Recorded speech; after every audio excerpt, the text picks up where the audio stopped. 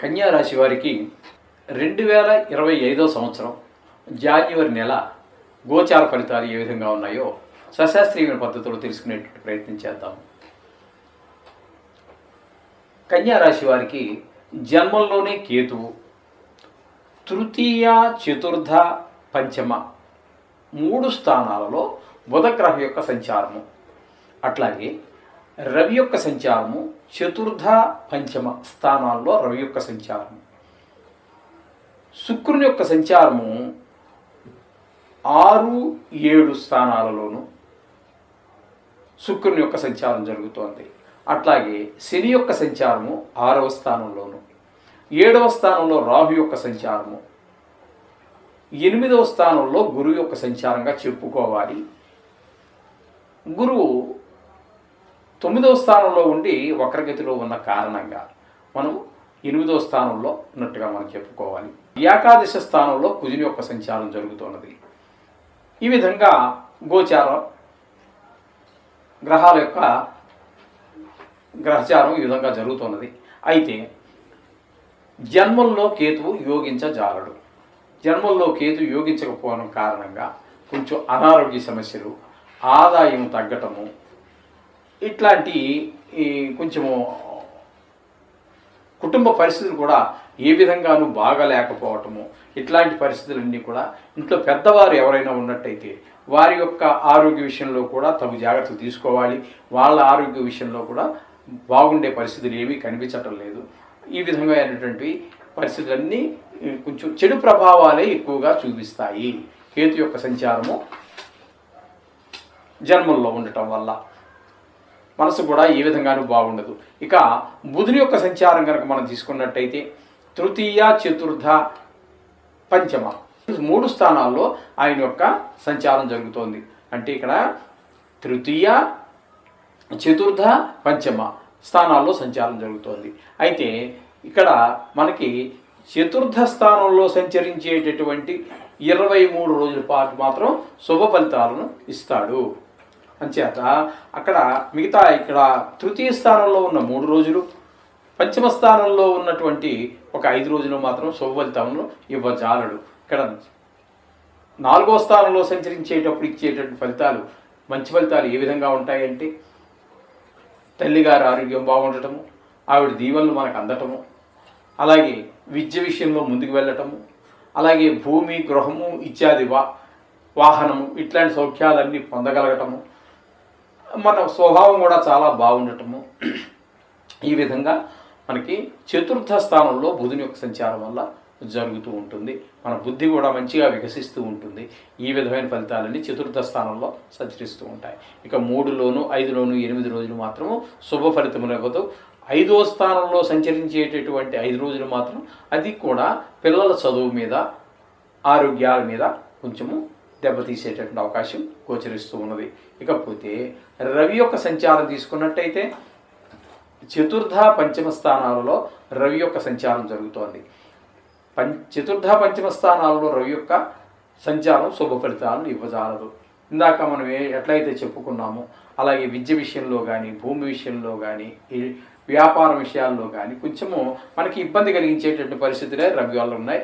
ఆరోగ్యం కూడా కొంత క్షీణించడం అంటే కొంచెము చిన్నపాటి జలుబు, దగ్గు, జ్వరాలు వచ్చే అవకాశం ఉంది. అలాగే పంచమ స్థానంలో ఉన్నప్పుడు కూడా పిల్లల ఆరోగ్యం మీద, పిల్లల చదువు మీద కూడా దెబ్బతీసే అవకాశం కనిపిస్తుంది. మొత్తం మీద రవి మాత్రం ఖచ్చితంగా 2 స్థానాల్లోనూ కూడా శుభ ఫలితములను ఇవ్వటం లేదు ఎవరికి, ఈ కన్యా రాశి వారికి. ఇంకా శుక్రుడి కనుక మనం తీసుకున్నట్టయితే 6, 7 స్థానాల్లో సంచారం చేస్తూ ఉన్నారు. శుక్రుడు 6, 7 స్థానాల్లో 2 స్థానాల్లోనూ కూడా శుభ ఫలితాలు ఇవ్వజాలడు. డబ్బులు చేతికి రాకపోవటము, అప్పులు చేయవలసిన పరిస్థితులు రావటము, అలాగే మనకి శత్రువులందరూ శత్రువులుగా మారటము, అట్లాగే మంచి మిత్రులుగా ఉన్నవాడు కూడా ఎందుకులో కొంచెం మొహం చాటేసుకుంటూ తిరగటము, అలాగే కలహాలు, అపకీర్తి ఇత్యాదులన్నీ కూడా జరిగే అవకాశం మనకి గోచరిస్తూ ఉంది. 7వ స్థానంలో సంచారం చేసేటప్పుడు భార్యాభర్తల మధ్యన, అలాగే భాగస్వామ్యంలో 2-3 కలిసి ఏదైనా వ్యాపారం చేస్తున్నట్టయితే వారి మధ్యన కూడా కొంచెం భేదాభిప్రాయాలు వచ్చే అవకాశం మనకి స్పష్టంగా గోచరిస్తూ ఉంది ఈ శుక్రుని యొక్క ప్రభావం. అంచేత వీరు లలిత కళల్లో ఉన్నటువంటి వారు సంగీతం కానీ నృత్యం కానీ ఇట్లాంటి వారు ఎవరికి రాణింపు కనపడదు. అలాగే సినిమా రంగంలో ఉన్నటువంటి వారికి కానీ, టీవీ రంగంలో ఉన్నటువంటి వారికి కానీ, సోషల్ మీడియాలో ఉన్నటువంటి వారికి కానీ, లేదు మన షేర్ మార్కెట్లో పెట్టుబడి పెట్టేటటువంటి వారికి కానీ ఏ మాత్రమో అనుకూలమైనటువంటి కాలం కాదు ఈ నెల రోజులు కూడా. జనవరి ఇది మనకి స్పష్టంగా గోచరిస్తూ ఉంది. అలాగే రవి కూడా అనుకూలంగా లేని పరిస్థితి, శుక్రుడు అనుకూలంగా లేనటువంటి పరిస్థితి. కాబట్టి పెట్టుబడులు పెట్టేటప్పుడు ఆలోచించి పెట్టండి, పెట్టకపోవటమే మంచిది. ఈ నెల రోజులు ఆగటమే మంచిది. ఇకపోతే శని యొక్క సంచారము 6వ స్థానంలో జరుగుతోందండి. 6వ స్థానంలో శని యొక్క సంచారం మాత్రం శుభప్రదమైనటువంటి ఫలితాలన్నీ ఇస్తూ ఉన్నాడు. ఆరోగ్యం బాగుంటుంది. అప్పులు పుడతాయి. అప్పులు పుడుతున్నాయి కదా అని చేయమాకండి. మనకు రావాల్సిన అప్పులు ఏమైనా ఉన్నట్టయితే వసూలు అవుతూ తీసుకోండి. కొత్త రుణాలకి పెద్ద దానికి తీసుకోవడానికి ప్రిఫరెన్స్ ఇవ్వకండి. ఎందుకంటే ఈవేళ తీసుకోవడం బాగానే ఉంటుంది, కానీ మళ్ళీ రేపు మర్నాడు తిరిగి చెల్లించవలసి వచ్చినప్పుడు అనేక ఇబ్బందులు ఏర్పడుతూ ఉంటాయి. మనం ఊహించింది ఒకటవుతూ ఉంటుంది, జరిగేది ఒకటవుతూ ఉంటుంది. అప్పు తీసుకున్నవాడు ఇచ్చిన వాడికి ఎప్పుడు లోకుగానే ఉంటాడు. కొన్ని సందర్భాలలో మనం ఇవ్వలేనప్పుడు వారి నోట్లో నుంచి కఠినమైన మాటలు వినిపిస్తూ ఉంటాయి. జీవితంలో చాలా బాధపడవలసినటువంటి మాటలు కూడా విసురుతూ ఉంటారు వాళ్ళు, అప్పులు ఇచ్చేటటువంటి వారు. అందుచేత ఎవరో డబ్బులు ఇస్తున్నారు కదా అని అవసరం అయితేనే, ఇంకా తప్పదు అనుకుంటేనే దానికి ఒక మార్గం ఉంది తీర్చేయటానికి అన్నప్పుడు మాత్రమే అప్పులు తీసుకునే ప్రయత్నం చేయండి. ఇకపోతే రాహు యొక్క సంచారము 7వ స్థానంలో నడుస్తోంది. ఇది కూడా భార్యాభర్తల మధ్యన అన్యోన్యత లోపించడానికి ఒక కారణము. మీ ఆలోచన ధోరణి వేరుగా ఉంటుంది, ఆవిడ ఆలోచన ధోరణి వేరుగా ఉంటుంది. అలాగే మనం ఎవరితోనో కలిసి వ్యాపారం చేస్తున్నాం, వాళ్ళతో పరిస్థితి కూడా అంతే. వాళ్ళ ఆలోచన ధోరణి వేరు.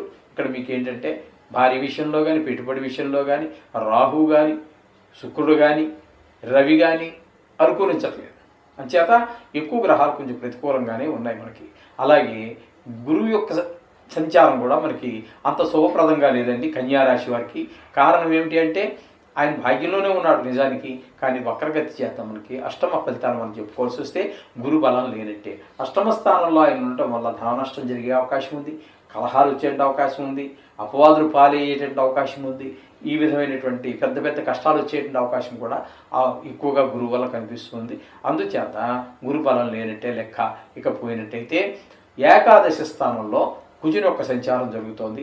ఏకాదశి స్థానంలో కుజుని యొక్క సంచారం చాలా శుభప్రదమైనటువంటి ఫలితాలు ఇస్తుంది, కానీ అది కొద్ది రోజులు మాత్రమే. ఎందుకంటే కొద్ది రోజుల తర్వాతను ఆయన వక్రిస్తున్నారు. వక్రించిన కారణంగా ఏమవుతుందంటే దశమ స్థానంలోకి వెళ్తున్నారు. దశమ స్థానంలో మళ్ళీ వచ్చినప్పటికీ వృత్తిపరమైనటువంటి ఉద్యోగపరమైనటువంటి ఈ విషయాల్లో కొంచెం మనకి అనుకూలత కనిపించదు. రియల్ ఎస్టేట్ వ్యాపారస్తులకు కూడా అనుకూలమైన ఫలితాలు ఇవ్వజాలడు. ఎందుకంటే వాటికి కారకుడు కుజుడే కాబట్టి ఆయన మీకు దశమ స్థానంలో శుభఫలితాలు ఇవ్వడు. కానీ ఏకాదశ స్థానంలో ఉన్నారు కాబట్టి అక్కడ మాత్రం మీకు శుభప్రదమైనటువంటి ఫలితాలన్నీ ఇస్తూ ఉంటారు. ఈ విధమైన ఫలితాలన్నీ కూడా మనకి కన్యా రాశి వారికి స్పష్టంగా గోచరిస్తూ ఉన్నాయి. అందుచేత ఇది కేవలం గోచారమే, భయపడద్దండి. రోజు నవగ్రహ సంబంధమైనటువంటి మంత్రాలు ఏమైనా సరే లేదా శ్లోకాలు ఏదో ఒకటి చదువుకోండి. నిత్యము ఏదో కష్టం వచ్చినప్పుడు మీద పడిపోయినప్పుడు ఏదో జపాలు చేయించేసాం, 40,000 ఖర్చు 10,000 ఖర్చు పెట్టా, ఇవన్నీ వద్దండి. అవన్నీ మనకి మహర్దశలు, జాతకంలో మహాదశలు జరిగేటప్పుడు అవి మనకి అనుకూలత లేకపోతే చేద్దాము. అంతేగాని ఈ గోచార ఫలితాలకి, వార ఫలితాలకి, 15 రోజుల ఫలితాలకి మీరు అన్ని బెంగా పడిపోక్కర్లేదండి. ఇది కేవలం మీ ఒక్కరిదే కూడా కాదు, ఇది సామూహికమైనటువంటిది, రాశిగతమైనటువంటి ఫలితాలు తెలియజేస్తుంది. మీ వ్యక్తిగత జాతకం రాయించుకోండి, మా చేత రాయించుకోండి. దానికి దీన్ని అనుసంధానం చేసుకుని చూసుకుంటే మీకు ఖచ్చితమైన ఫలితం వస్తుంది. అలా అని చెప్పేసి పూర్తిగా మీరు గోచారాన్ని పక్కన పెట్టడానికి లేదు. గోచారం అనేది కూడా చాలా ఇంపార్టెంటే. అసలు జాతకం మాత్రం ఎక్కడి నుంచి వస్తుందండి?